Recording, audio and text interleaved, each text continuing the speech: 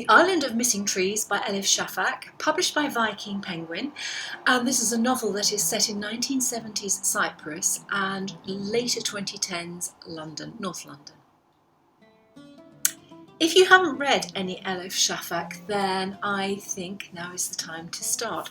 This is a novel that falls into the magical realism genre, and it is not something that normally attracts me. So I hadn't read the blurb, so the back of this ARC copy really doesn't have any information, so I just picked it up and read it. And you know, sometimes just reading a book like that is actually illuminating, and you often come across titles that you just wouldn't normally pick up. So I picked this up, and at the heart of this novel is the narrator that is a fig tree.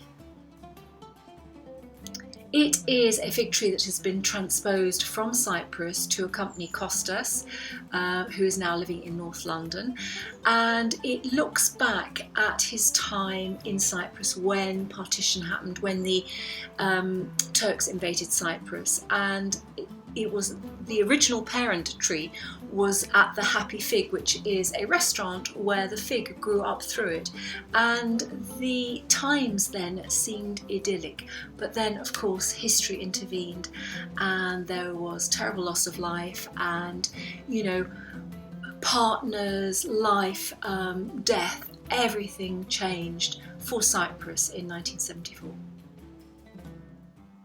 The novel opens with Ada, who is Costas's daughter. She's GCSE, sort of 16 years old, and she's at school, and she almost has a meltdown, and in a way you can see that a whole load of family history is being carried by her. You know, there are some secrets in the family, there is an awful lot of history having been transposed from Cyprus to North London, and she knows very little about her Cypriot heritage, and somehow that is unconsciously stored somewhere in her mind.